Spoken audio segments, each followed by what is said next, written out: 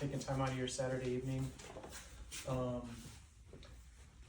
those of you who don't know much about the gallery, we've been open for 2.5 years. 3 years this month. 3 years this month. All right.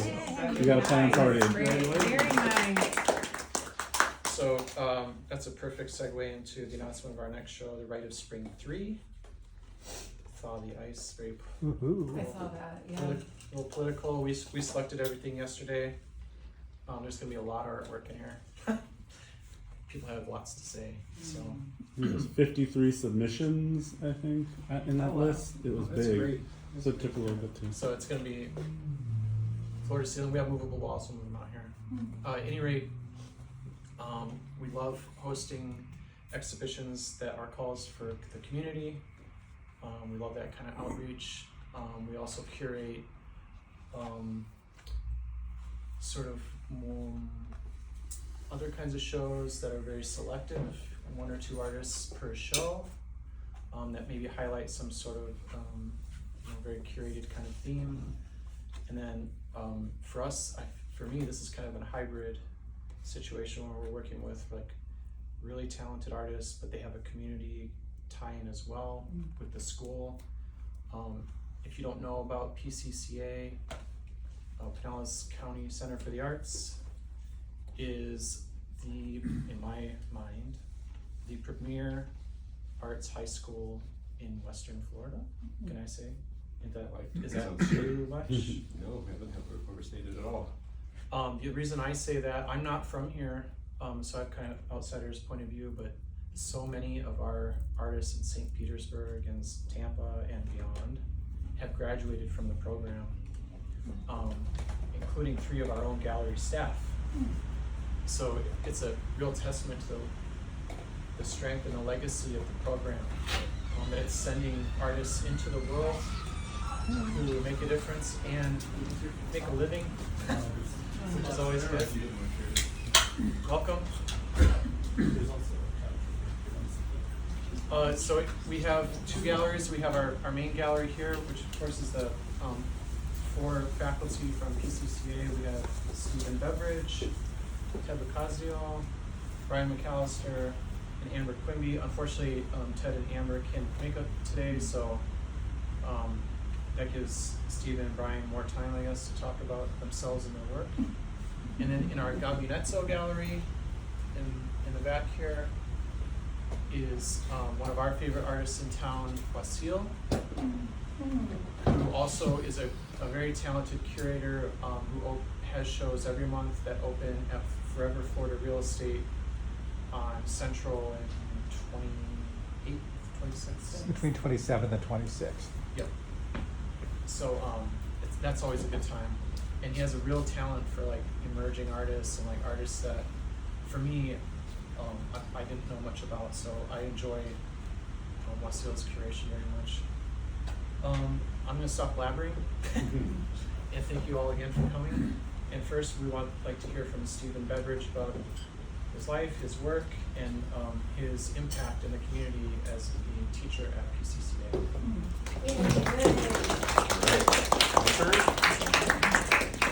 Well, thank you, Nathan, Matt, and Fritz for hosting us here. I'm actually used to talking about other artists' work more than my own because I teach art history at Pinellas County Center for the Arts in addition to the studio classes. I have seniors this year. But once again, thank you for the educational, collaborative, holistic opportunity to be here talking about our work. Echo was the title of the show, which came about through conversations regarding the reverberation, the impact that we could have on a community. And it's been interesting to kind of participate in that. And this is an echo right here. We're doing this now. Carrie Ann Bada, who's the esteemed faculty member at Florida State University, came to visit us and spoke in our program. And she said, if it's not messy, it's not creativity. And that kind of stuck with me. And I suppose for any artist, it could be a messy thing to talk about art in your creative process. So I'll do my best here to kind of share the ways in which I work, the way I derive inspiration from a variety of different things and apply that creatively in my work. I started painting again after many years. I got my undergraduate degree in drawing and painting from the University of Central Florida, and my master's with a specialization in sculpture. And to be an artist and a teacher in the high school system, you kind of have to be able to do it all, a little bit of everything. So, but I was kind of glad to get back to painting. It's always about trying to find an excuse to paint. And my background with drawing and painting had always been a sort of focus on the still life and objects, and thinking about the ways in which objects in a space absorb the psychic energy of the surroundings wherever they may be. And kind of in the first piece, so I know these pieces, as much as my stylistic approach to painting and my mark making and those things might look similar, they're very different, but in my mind I can kind of conveniently tie all these pieces together in my thinking. But chronologically, the piece on the far left here was the end of a series of paintings or artworks about chess play. And obviously there's this warped chessboard which has been turned into or transformed into this kind of pit. And the pieces on the board are reinterpreted as like still life objects. I love to go thrifting. I drag my lovely girlfriend Chas into thrift stores, and she can't stand the smell, but she goes there anyway. But I'm always looking for things to put into a still life, and I had built a chessboard and kind of assigned the different roles of the king, knight, etc. to these objects. And this is definitely not an optimistic piece, right? I mean, these pieces are kind of like, they're kind of squared off against each other, and nobody's a winner here, right? And I sort of see it as symbolic of like our society right now. That regardless of whether you're on this side or that side, nobody's a winner here. Everybody is going into the pit together. And this lovely little bear with this light, with this hopeful light, is kind of like engaging the viewer. Like, I want the person to approach this piece and sort of recognize you're there with them, that you're the other kind of like participant there along with the others. And I can kind of animate them in my mind as they kind of just spiral down. And so that concluded a whole series of pieces. I had done some paintings with the object of the chessboard, and had done last year for the faculty show a reenactment of a famous chess play between Marcel Duchamp and Frank, I can't remember his name, the American national champion in like 1931. Marcel Duchamp played this gentleman, and they drew. They had ended in a stalemate. So this French artist challenges the American national champion, and then nobody beats the other. So chess play is just kind of an interesting metaphor for me in terms of nobody wins or loses. This piece, what do I call it? Incongruency of the Tao. I teach art history, and I've been very interested in like Eastern philosophies and Taoism in particular. Benjamin Hoffman had written a book back in the early 80s, I think in 1980, he wrote The Tao of the Pooh, where he sort of casts the characters of Winnie the Pooh as symbols within the kind of Taoist system or philosophy of thinking. And so you have the wily rabbit who gets by on his kind of cleverness, and you've got the owl who's kind of book smart, kind of wielding his knowledge and use of logic and rational thought. And they're kind of caught in this sort of yin and yang kind of moment where this predation moment is sort of frozen. And the Winnie the Pooh character is sort of like the noble savage. He's like Rousseau's noble savage. He's the one who doesn't have to do anything. He's just so natural, right? And so like Taoism isn't really something you can study and get better at. You either have it or you don't. It's sort of like Lao Tzu, the founder of Taoism, is his sort of idea. So I just found this kind of interesting thing. I have a rabbit as a pet, and so I've been interested in kind of like observing rabbit behaviors, and so that's kind of what inspired this. This also, by the way, started out as a tattoo idea.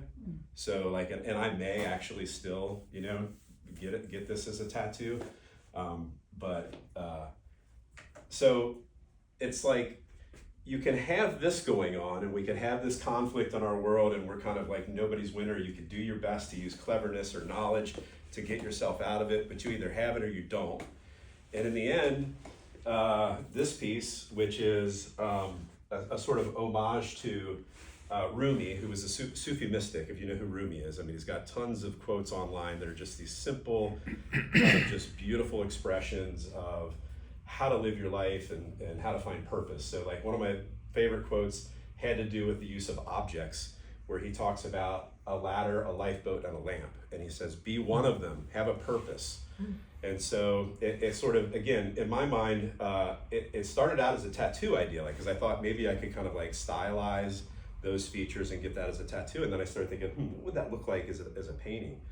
So I went out to the Dunedin Causeway and had a photo shoot, and people thought I was crazy because I brought the ladder out there and I had the lamp, and I had to kind of do some creative photoshopping to put the lifeboat in there. But I captured, I feel like, just this beautiful kind of quiet moment of thinking about purpose and how you can lift people up or you can save them via bringing them a lifeboat or bring a light to their world.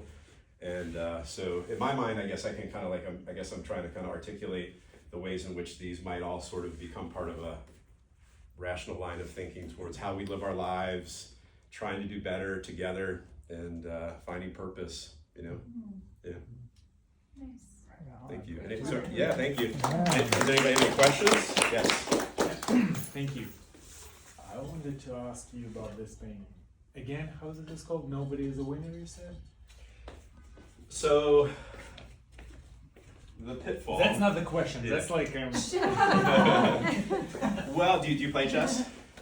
I have a specific chess question about this, but I don't. And what is the name of the painting? It's called The Pitfall. Okay, Pitfall. So here's the thing. You mentioned several times that you talked about draw, and it seems like you're passionate about chess. I can see your tattoo, right? And you said that it's a whole series. Did a significant event influence you, and specifically an event when Garry Kasparov lost to IBM DeepMind, and it's the end of human brain, human capacity to win against AI. Did you think about it? Because when you say no one is a loser, or not, like we lost in 1997 forever. You know, like right now it's only getting better. Does that have any influence on your work? Well, what I heard from your question is about, was there a particular moment or thing that happened?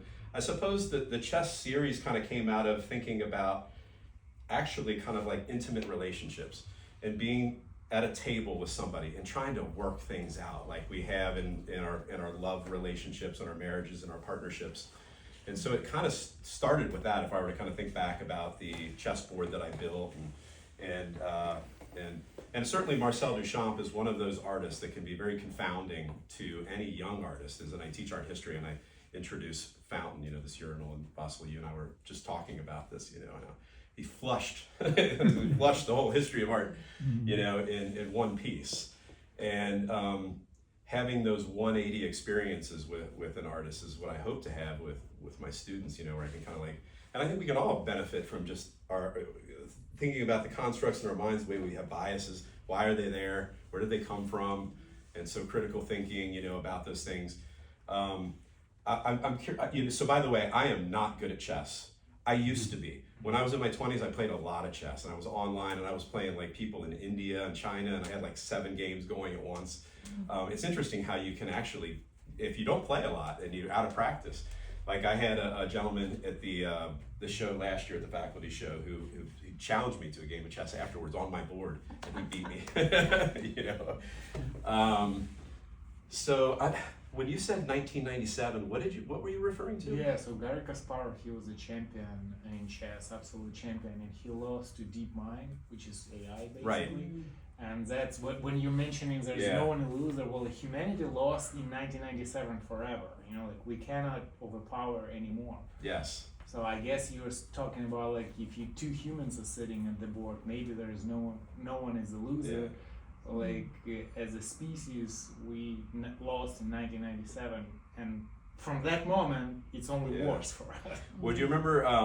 You're making me think about Matthew Broderick in War Games. You know, in this computer voice saying, "Shall we play a game?" You know, and this kind of idea of like, Yeah. and I've talked to my son about this. You know, I have a 15-year-old son. I think about like, what are we handing off to the younger generation? You know, are we handing off a winning situation to them?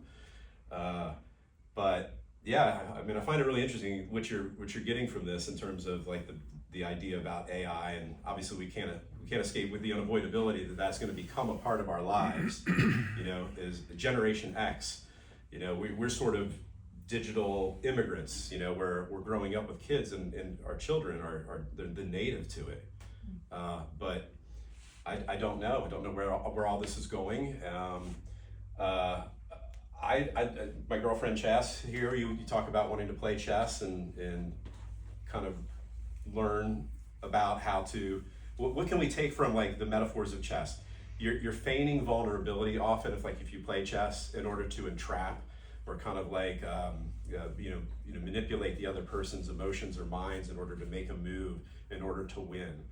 But it's also like a puzzle to figure out together. You're kind of engaging. So like there's different ways, I guess, of thinking about chess and chess play and anyway, yeah. Hope that helps. Thank you.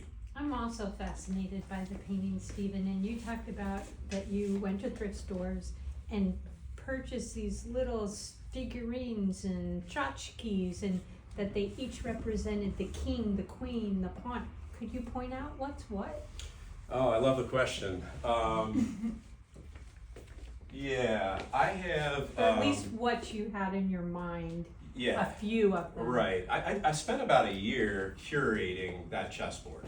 Okay, like picking and choosing, and I probably bought 40 pieces and then kind of pick and chose pieces. This is a pawn, okay, because they're kind of smallish. I mean, this is a small little tiny little bear. I had little Native American figurines that became my rooks. I sort of felt like the feathered headdress resembled like kind of the crenellation that you find in the rook character. There's sort of the obvious king, and then you have the queen who sort of lost her head. Oh, that's what that is. I see. And she's just this little character, you know, who's like, That was my favorite. yeah. I really loved the series The Queen's Gambit. Oh, yeah. Oh, that was If you ever watched it, if you amazing. if you don't even enjoy chess, you could probably fall in love with it by watching that show. Trying to remember. I think this is my bishop. I've got like kind of praying characters that kind of represent the bishops, and this is another one of my kings. This is the black king against one of the white rooks, and this king is a clown. Okay, like he is just a clown. You'd almost think like, and it's interesting because he's kind of like holding up like kind of like a pious, almost like mudra or something, you know. So thank you for the question. Yeah, it was definitely a fun process. I love them. I love these figures, these characters. I've often thought about doing another piece and how that would look and how long it might take. Because Marcel Duchamp actually designed his own chess pieces, and they're kind of abstract, but I feel like he would really appreciate this chessboard and the decisions I made about it in honoring his legacy of found object work. I see you doing that. Yeah? Yeah, why not? You got access to all that stuff, you know. Kind of looks like a kiln to me, like dropping down, but I've got kiln on my mind, so. Yeah. Yeah. I suppose it reminds me a little bit of like, this is Sparta, you know, like that pit, you know, there's this darkness, like where is this void, you know, like trying to create this sense of like bottomless pit, you know, that you would never hit the bottom here. There's Gives no you a bit of end. vertigo looking at it. Yeah, yeah. It was a fun perspective to put together. I did some touch up work. You know, I tell my students all the time that they tease me because I say push the render. You know, when I'm talking about trying to clarify details or create more realism. And so this was where I started when I was thinking about the choices I was going to show this year, and I just wanted to get another layer of painting done here. And so I was really glad to have the opportunity to do that. When you built the frame, frames too. Nice. That. Yeah, I did build the wow. frames, yeah. I got innovative, I got all Da Vinci because they're actually held in place with magnets. Oh. What? Yeah, Wow, but, yeah, it's yeah. pretty clever. Yeah. Hmm. Any other questions for me? I'll give Brian McAllister a chance here. Okay. Take up, Yeah. stand up. Do we turn our bodies around? Where's your? No. Can't we just stare at you while we're listening to Thank you for your question.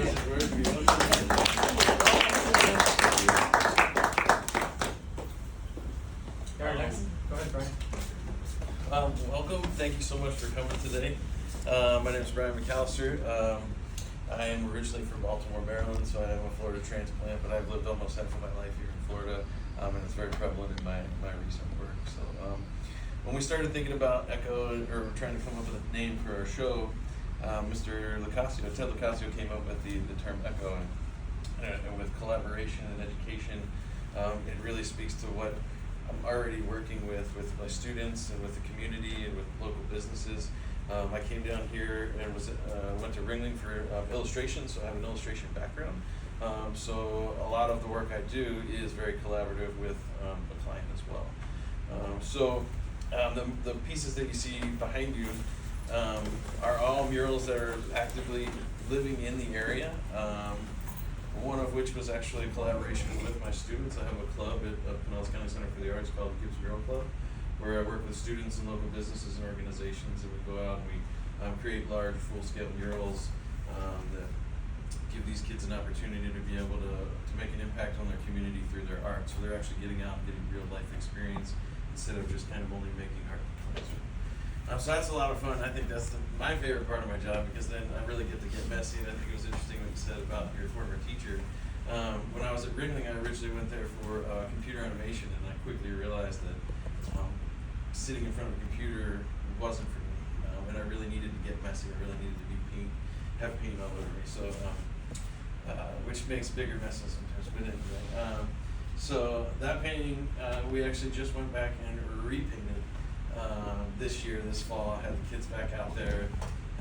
They had done some renovations to the building and cut new holes and things. So again, we had to go back 4 years later and repaint half of the mural. Which one was it? The one with the octopus picking a barrel. So the original theme that they were thinking of was raising local spirits, because they try to draw from all of their local ingredients to create their own spirits. So we were running around our heads with ideas, and finally it's like with prohibition and running sailboats with rum, I figured, okay, well, what if we broke a sailboat, put it underwater, and had them picking up these barrels? And a little tribute to the deep sea divers of Tarpon Springs and the sponge divers, and then I threw in a giant octopus to give it a little bit more of a natural impact. Our natural treasures are constantly under threat with overdevelopment and things like that are happening all around us. So I really like to put an emphasis on larger than life animals. So larger than life birds nesting on this island, which is actually a little island called Little Bird Key in Johns Pass.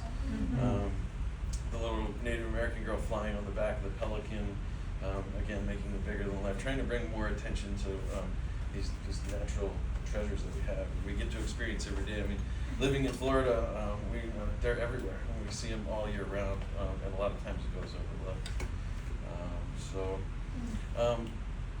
My kind of spark that sparked me for art was in high school.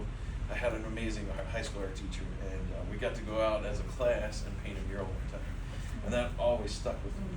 And going through school, and I knew I always wanted to go back to teaching at some point, but it was really that painting opportunity that made me start to think about how can I use my artwork in the community rather than just putting it on a canvas. These paintings are probably the first paintings I've gotten to work on a canvas in the last too many years, because I've been working on murals more than actual canvases. So it's definitely something I missed working on, and I want to do more of. Sometimes it's hard to find the time or a good excuse to be able to get onto a canvas. So this was a great opportunity.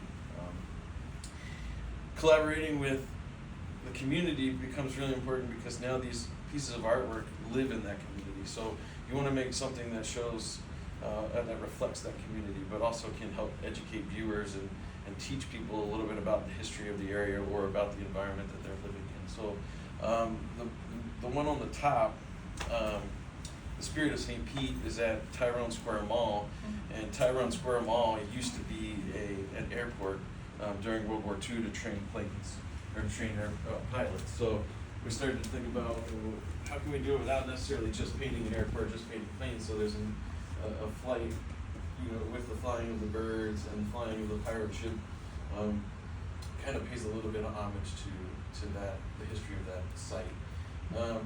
The pirate ship was modeled after the Bounty, the MHS Bounty, which used to be parked here on the St. Pete Pier.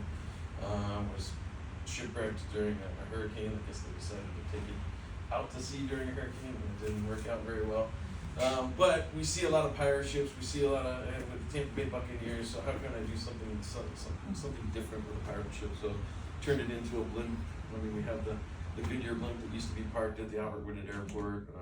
So it's all kind of interconnected to the history of St. Pete, the history of the property, the Native American history that we have that goes back thousands of years before anyone ever came over. So it really gives an opportunity for people to stop and think about what's going on.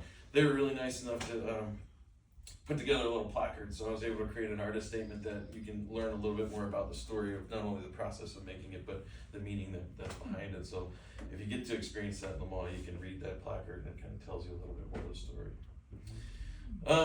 Other than that, for me, birds have a big significance in my life.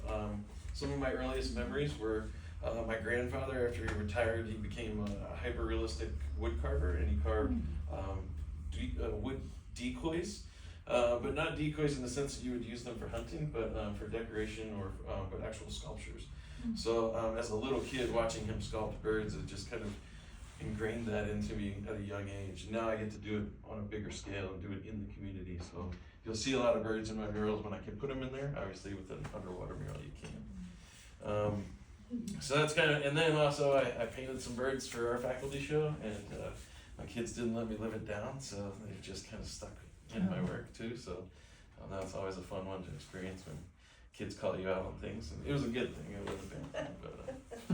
But, so yeah, it was a lot of fun to put these on a canvas. I was trying to think about what to do for Echo, and I just kind of reversed the process. Normally people paint their work before they do it as a mural. For me, I create the design and do the painting on the wall. So this was kind of taking it off the wall and putting it on a canvas. I've had people ask me if I have prints that I could sell of it, and I don't know how you can really do a print of a mural and make it look like what you would want to see on a wall. So this is kind of my way of doing a print of a mural. It's an individual print. So, but does anybody have any questions? What kind of paint is it? What kind of paint is it? So I actually had the paint from the mural. So those are exterior house paints. Wow. So I still have the paint from each of those murals. That's great to know you could do that. So it's just painting a house at a much smaller scale. A little bit more detail. Your color sense is curious. It's natural, but it's also quite unnatural. There's a tweak there going on. Can you speak anything about your color, your relationship?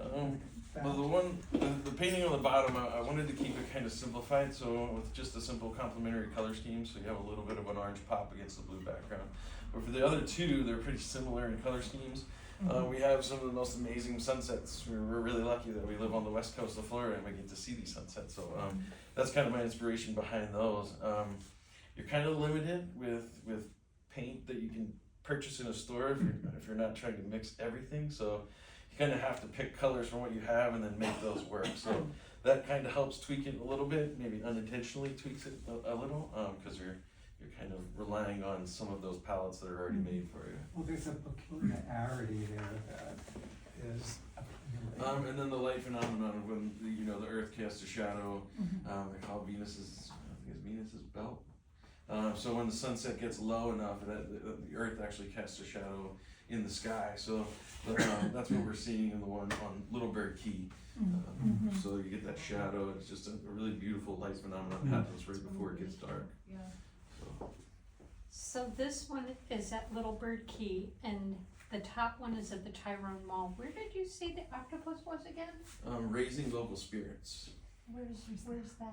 So that is St. Petersburg Distillery. So it's on 31st Street. It's actually right across the street from my school. So it's fun to be able to see a mural that you get to paint. Because usually they're somewhere else in the county and you don't get to walk see. the Right. class. Or sometimes in other states that I don't get to go to very often. So it's nice to be able to see a painting. You can't take those kids in there though, can you? What's that? You can't take the kids in there, No, right? it's- They it's have on to- the No, outside. and I actually had to Is it call. on the inside or it's like? I had to you have call to the go head of inside? I had to call the head of visual arts office for the Pinellas County Schools, and I said, "Hey, I've got this great opportunity to work with this company right across the street." He's like, "Yeah, there's no problem." I said, "It's a distillery. Can we still paint there?" He's like, "Oh, yeah, it's no problem." Oh, that's great. Jonathan Oakley's been a yeah. huge advocate for Pinellas County Schools. We have a great art program all across the county, so and he was all about us, getting into the community and doing that. Did you have to prepare the canvas any differently from, using the outside paints than what you normally have on a regular oil paint? Say that again. I'm sorry. Did you have to prepare the canvas any differently than what you normally would do under circumstances of regular? No, I mean just a primer that's on there, and then the one on the bottom, the Raising Local Spirits, was a little bit more fun to work with because when we started that painting, to create a drip effect in the background that kind of creates a little bit of a lighting effect in the mural. We started out with paint balloons and squirt guns, which the kids love doing. So mixing the watering the paint down enough so that it still sticks to the wall, but also creates a drip effect. So we filled up hundreds of little paint balloons and we're throwing them on the wall. Squirt the ones where you pull the plunger and then squirt it on the wall to create the drip and the water effect. So I did the same thing for the canvas. So I took those colors. We had just painted that mural, so I jumped right on the canvas after finishing that mural and was treated like paint. I think it's pretty amazing that you're able to work big on a mural and then also very small. Do you feel like do you like working bigger or smaller, or what are the Bigger. challenges? Okay, yeah. I love working big, and I try to get my students to work as big as possible. Especially I have incoming freshmen this year, so they tend to work a little bit smaller. It's more of their comfort zone. They've been doing a lot of work on tablets and in sketchbooks, so they're very comfortable with that scale. But it makes your life a lot more difficult to paint.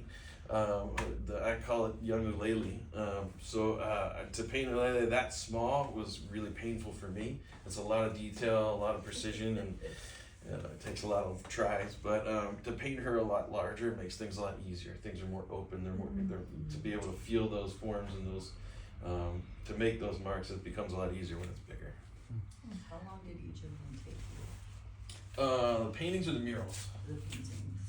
The paintings. I would probably say somewhere between 48 hours. What? That's paint. it?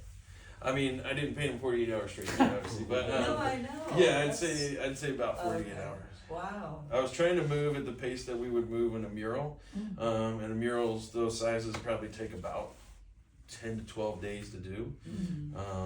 With the kids, sometimes it speeds certain areas up, but sometimes it slows things down because when you've got a lot of cooks in the kitchen, it can get a little crazy. Yeah, right. But it was nice because I already had the experience of painting those shapes and painting those forms, so it translates back to the canvas really, really easy. That's cool. Can you talk a little bit more about that, about getting the kids all together in that Yeah. process of working on a mural where it's. Yeah, it's honestly, I think it's my favorite part of my job. We get to work with these kids every day, so it's a lot of fun in itself. But actually getting them outside and working on something bigger than themselves. We meet every week to go over projects as they come up. We meet a little bit more frequently, and then it's up to it's not only is it a collaboration with myself and my students, but it's also a collaboration with their families and their parents, because transportation to these sites, sometimes they're really far away, sometimes they're close to home. So it becomes a community event. It becomes very community driven. And then these kids, you get a brush in their hand and you show them what to do. I tell them too, I say, I'm gonna make more mistakes than you. And the good thing about it is, if you paint it, let it dry, paint right over. Just don't hide the mistake and maybe find it later on. But yeah, I've been doing murals with kids. I started doing, my first mural that I did with students was when I was living overseas and teaching overseas in a place called Saipan. It's a little island in the Pacific. It's close to Guam, close to the Philippines, and their art is really rich in their community too. So, but they didn't have any murals in the school. There was only 1 or 2 murals around the island. So, I really wanted to start painting with the kids. The teacher or the principal had approached me about painting a mural. So we started a mural club out there, raising funds to paint murals. And when I was looking for a job and moving back to the States, St. Pete, I've always loved St. Pete, and my fiance was a big motivator in trying to get me back here. And it's such a mural friendly city. It was just a really natural fit because how the art community helps here. So, and then the kids jumped on it. I mean, they loved it, and the chance to throw paint balloons at a wall or each other is a motivational tool. Yeah, they every year they never cease to amaze me. I mean, it's fun to work with these kids and watch them work on that scale too. So. Before we go on to Wasíl, I just had one more question for both of you to kind of close the circle. So it must be very gratifying to see the kids graduate, you know, and learn everything that you're teaching them, but extra special gratifying to see them grow past that into college and into careers. Could you just give us one example each of one of your students that is now sort of building a life or a career in the arts? Or do you maintain contact with your students in that way at all? Or? Sometimes. Yeah, gosh. It's not one of my students, but what comes to mind recently, I guess maybe I'd like to share it, is that I was recently contacted by a person named Matthew Redman. I had a Facebook invite, you know, it was a message, you know, how you get an invite to become friends through a message that they've sent you. And this person reached out to me and said, and I read like the first sentence, and it said, I hope you'll remember me. We went to middle school together. And they graduated from PCCA in 1992. I graduated from Osceola High School here in Pinellas in 92. But that they were on the West Coast, but they were like, thank you so much for doing what you do with your students. It seems like you're obviously having a great impact on them. And they just shared with me how important that was to them and how they still think about like the network that they established and the experiences that they had and having some nostalgia for it. And so I was like, yeah, there's an echo, you know, like I reached back out and I just said, yeah, thanks for communicating with me. By the way, I do remember you. You're a little older now, you know, like we all do. But yeah, I don't know. Natalie Galan was a recent a student that was just a really wonderful pleasure to work with. I saw her as a prodigy, somebody who, as Lao Zhu in the tradition of Taoism would have said, just a complete natural. Like I didn't feel like I had a lot of teaching to do with Natalie. She was just so natural as an artist. And she's at she's at SAIC in Chicago right now. Yeah, and I look forward to maintaining some contact with her and following her and maybe getting a tattoo from her at some point, because I think her artwork is really given to tattooing. Emma Harrison, who graduated from PCCA as like a world-class violinist, also took my art history class and is now studying art history. Wow, cool. Yeah. That must feel good. Yes. That's great. Yeah, to know that I can have that impact and that influence on somebody for, you know, developing a passion for art history. So that's yeah. Thank you. That's great. Yeah, had a few students reach out, not so much as after they've gotten out of college, but during college and reaching out. But one full circle for me was having gone to Ringling and then traveled through the States working and then eventually landing overseas and teaching overseas. And then coming back here and teaching here. I had 2 students from opposite sides of the globe at the same school. They both ended up going to Ringling, they both ended up connecting down there. And then after my student from Saipan graduated, he had gotten a job working with Abercrombie & Fitch, and he wrote me an email and he said, you know, I would have never gone to art college if I didn't have you as a teacher. And he's like, thank you so much, you know, for everything that you taught me. And he was a very natural student, a very natural artist, but he came from the opposite side of the world, and it was a small place. So for him to reach all the way to Florida was a big ask. It was a big reach for him. So, but to see students from different sides of the world, different places, and knowing that you had some impact in their teaching and motivating them to make the world a better place through art, was a really special. That was really special. Yeah, that's great. Well, thanks a lot, guys. Yeah, good job, Thank good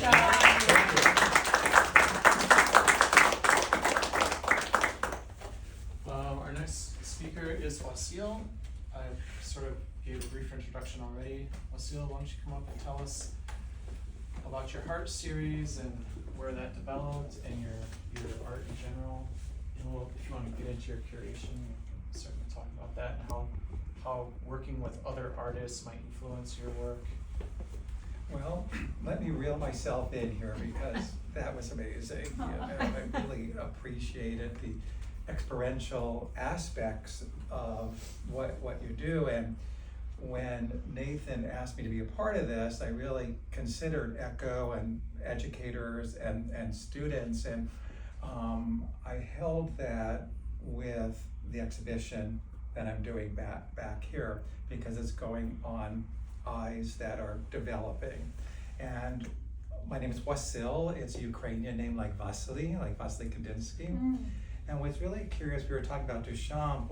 I come from a small little abandoned coal mining town in Pennsylvania that's sequestered from the outside world.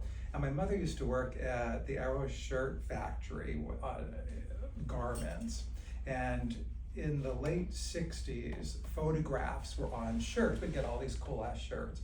My first introduction to art history was on a shirt where I saw Duchamp's Nude Descending a Staircase and Picasso's Three Musicians, like on textile. And it just, oh my God, it just like opened up this roof in my mind. I grew up doing a Ukrainian folk art, pisanki, which is Ukrainian Easter egg. And in the church, when I was little, I was an altar boy, and there's this mysticism. It was very Moorish, leaning towards the Middle East, and kind of like, almost like incantation, ritual, these types of things. And there was like design all over the place. So design is a big influence to me. And also going places hypnotically in a way. Looking at water, when you see the ripples on water and the lights shining on water and you zone out, you don't realize you zone out until you freaking come back. So that's interesting. So I'm probably gonna talk like this. So I'm open to you asking me questions as well. Hearts aren't the only image that I do. I work from a lot of drawings. I like the Jungian collective unconscious. I feel that I'm doing commissions for people I haven't met yet. So there's like human relationship.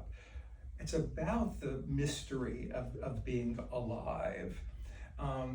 I was hanging out in New Haven, Connecticut, close to New York City, and I was doing installations in environments. And I also have a background in dance. I used to do the Kolomenka, which is Ukrainian folk dance, and then did modern and ballet and that sort of thing. And that's where some of the line and space and some abstract references to the human are in these pieces as well. So I hope there's like an encounter that happens, and where the walls act like a picture frame themselves.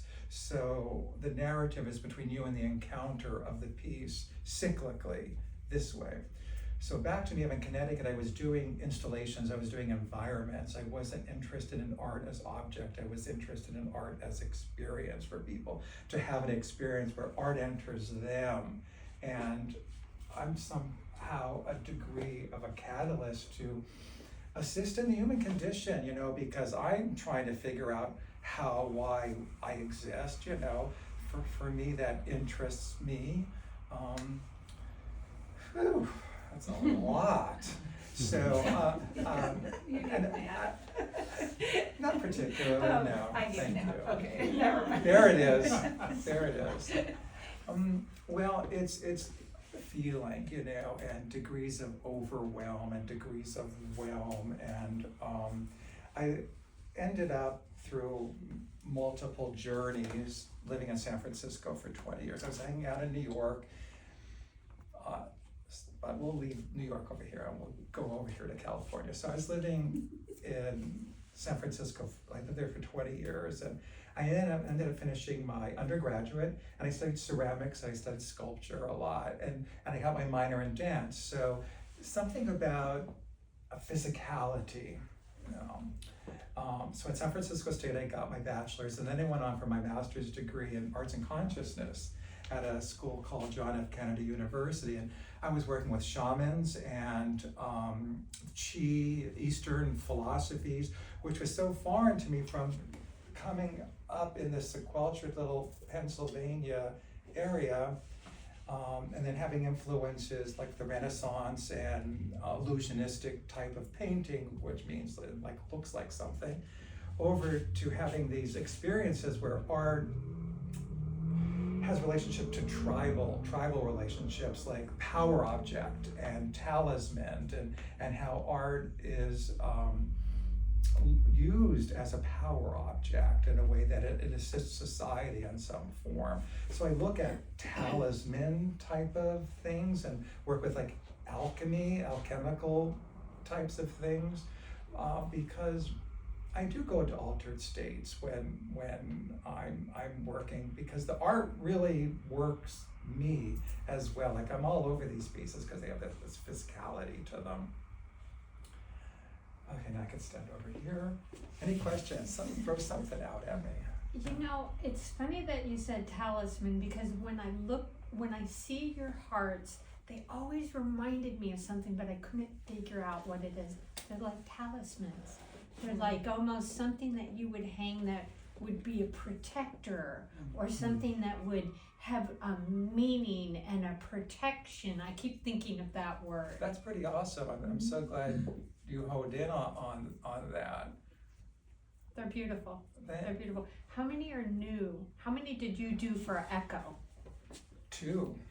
The large golden one was finished a week prior to this exhibit. I wanted to make something brand new for the piece. And then there was a smaller one with some gemstones on it as well. And there's one piece in there that's 22 years old. So it's as a chamber in there, it's as an installation, it has a vibration that happens in there, the physical space and what's going on. I had it mocked up in my studio space, and like I said, I have other shapes as well besides the heart, and they keep coming to me. The images come to me rather than me go to the images, and then I go back and reflect at the drawings, and I saw like all these hearts. There's cross images, there's like pseudo figure types of images, and then I ask them which ones want to be morphed into a physicality. So, anything else? Yes. I recently in my art history class was teaching the Baroque period, and we study Gian Lorenzo Bernini and his Ecstasy of St. Teresa. Woo! Yeah, baby. In the context, the story about a heart, right? Where in the sculpture, if you know what I'm talking about, there's this angel and this St. Teresa's reeling back on this cloud. And the idea is that this angel is taking this arrow and just stabbing her in the heart. And she described this experience of having like this ecstatic oneness with God. And I sort of teach it as if, what does that mean for her? Did she was thankful that she was in pain? I mean, was this woman having a heart attack? Was she having gas? What was it? But sharing in God's pain at the sacrifice that he gave for his son, and the heart being like the kind of center of that energy or that emotion. And I'm just curious about like your thought about that whole idea of the heart. I go to signs and symbols. They're part of my go-to, where look at stop signs. You know, you have the cliche hearts for Valentine's Day, but my dad had a barber shop and there was always cupids and hearts and, you know, the hallmark moments and that type of thing. And we're guided and we're programmed to a degree with these types of imagery.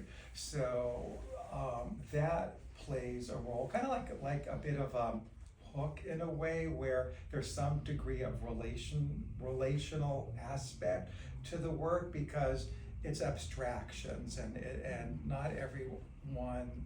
I mean, it can be challenging to find meaning in abstraction. So, well, I'll put a ... after that statement. So it's a liaison into hopefully to go deeper in the sense of seeing, where you're seeing within yourself type of thing. You mentioned it being like you're doing a commission for somebody who hasn't seen it yet, as if you want somebody to see it and then be like, oh my gosh, there's my heart, you know, or like make that like heart connection. This is really interesting because it's happened, where this one metaphysical person said that they're being coded, like a download happening that's going into the piece. Well, I also done body work and Reiki attuned and that sort of thing. So hopefully there is that radiance that does happen. That's a lovely little gallery space. What did you call that room back there? We call it the Gabinetto Segreto. So Gabinetto is, Italian? yeah, that's a special room in the Naples Art Museum that is reserved for erotic art. So, you know, it's a little room, and you know, everyone knows what's in there, and if you want to see it, you go in, and if you don't, you don't. So sometimes that room functions just like that, depending on the show. It's a way for the general public to know that, you know, if you don't want your children, or if you don't want to see, you know, then don't go in there. But we just call it the gabinetto when it's not being secret. Such as a gabinetto is, I think, in Italian means cabinet. And so That's small. for me as a curator, that room has, in almost every non-community call for art exhibition, has functioned as the sort of core or the inner sanctum of the gallery. And there's a kind of feeling in there that can be set up, especially when you walk in and there's that one wall. You know, there's a sort of altar aspect to having to walk through something and get to the final moment. So we can really play with that, the feeling that you're picking up on, just from the shape of the room, and you know, the kind of, you know, it could be a cave, right? Walking into a cave. So the last show that we had in there was a 13-foot painting in there, which is really weird to put a 6-foot by 13-foot painting in a room that small. But that was the idea, is to walk into that room and be completely overwhelmed, as if you were walking into the caves of Lascaux or something. I love what you're saying, because someone's related my work, who's actually purchased my work, as something that would be in a vestibule, you know, that has kind of a sacred or a separate type of relationship. So what you just said, and the space, the match is so organic. I also have influences from Jim Dine's Hearts and the time of Rothko and these second generation abstract expressionists in the United States, Rauschenberg and Jasper Johns, and Warhol and pop art. You know, they work with symbols and that sort of thing. So I have those influences as well. Oh, I got the goosebumps. That was awesome. Anything else, gang? Can we go look at it? Yes. Go. Will you Oh, show yeah. us the oldest piece? Oh gosh, Pardon she me? really Will you wants show to us know the which piece one's at the one. 22 years old? Yeah. Okay. Thank you, everybody. Thank you everybody for coming. I know it's Thank God. Saturday night. Go and have fun. And please join us March 6th, Friday, March 6th for the opening of our Thaw the Ice Community Call for Art show.